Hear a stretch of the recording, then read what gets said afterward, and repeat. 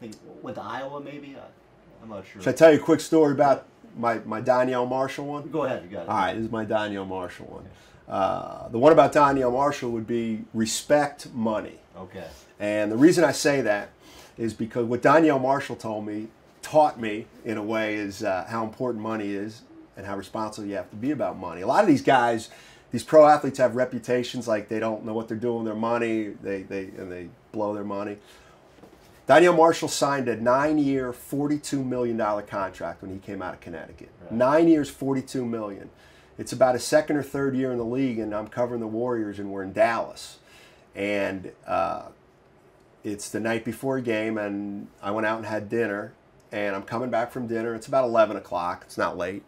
And I'm walking through the lobby of the hotel in Dallas, and I noticed that Donnell Marshall is on a payphone in the lobby. You know, it was back in, so they had payphones in the lobby, and I'll never forget. You know, it was a booth, and he's 6'9", he hit his legs, he was like this, and he was on this payphone, looking all uncomfortable. And I was coming in, and I see him, and he's on the phone, so I didn't want to say, "Hey, what's up?" He goes, "Hey, what's up?" You know, and I was like shaking my head, and he, you know, I just shook my head, and he's like, "Yeah, you know, whatever," and I said goodnight to him, went up to my room, saw him the next day, and I said, "Hey, what's up?" He's like, "Hey, what's up?" He said, "Where were you coming from?" I said, "I just had dinner." I was like, "I got to ask you something, man." He goes, "What?" I go, what are you on the payphone for last night at 11 o'clock making a call?" I said, "Why aren't you in your room? Why aren't you in your room talking on the phone?" He goes, 9 years, $42 million he signed for. He goes, "Man, do you know if you make a call from your room, they charge you 50 cents for every single call you make?"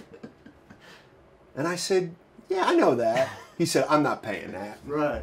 But I was like, this is, I've never been, I mean this, I've never been more impressed with an athlete in my life than when he said, "I am not paying 50 cents to make a call from my room when I can walk down to this lobby and make one." Right. You know what I mean? No, it's very good, but he wasn't living high in the hog like you and having the Contra Costa Times pick up your groups. I mean, you had to come out. Yeah. No, it's you know, just kind of. There's a lot of these little kind of stories that stuff that happens where.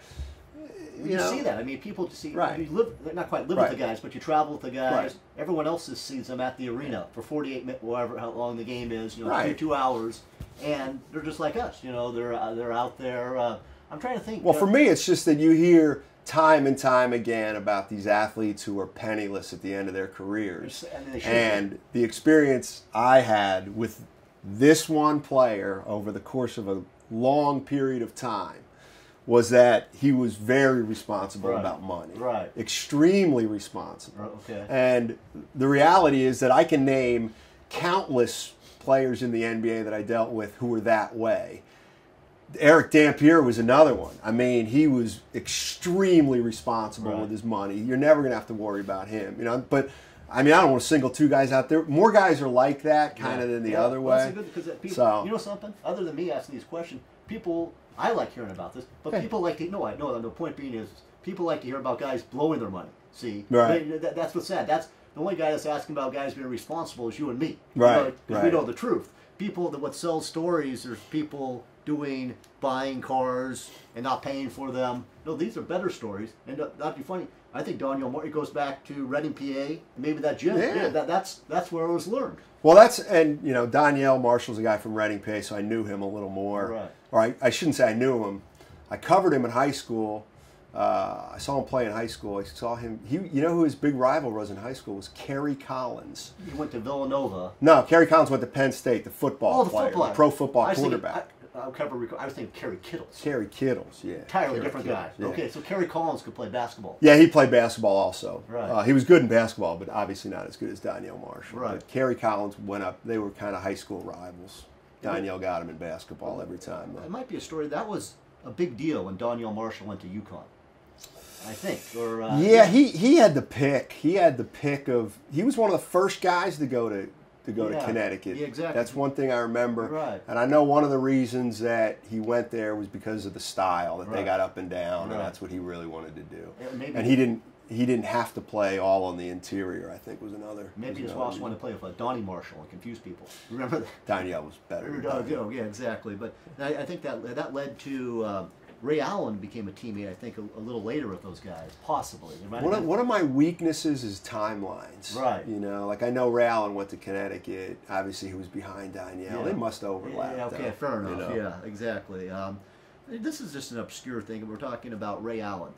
I mean, it changed history, what happened in Game 6 last year down in Miami. How I still don't know how the Spurs lost that game. I mean, all they have to do, if Chris Bosh gets that rebound, so what? Let him go to the hoop. Let him just guard the three-point line. And who does he find but the guy we were just talking about from Connecticut? Not for the minimum, playing for the mid-level exception. You know, that's crazy. Ray Allen's probably made like $150 million in his career. I don't think it should be allowed, if you're going to play for the mid-level exception, you should have to play for the Utah Jazz. You follow me on this? It's unfair. I mean, do you understand kind of what I'm talking about? That, I mean, I do, but that's the lure of winning.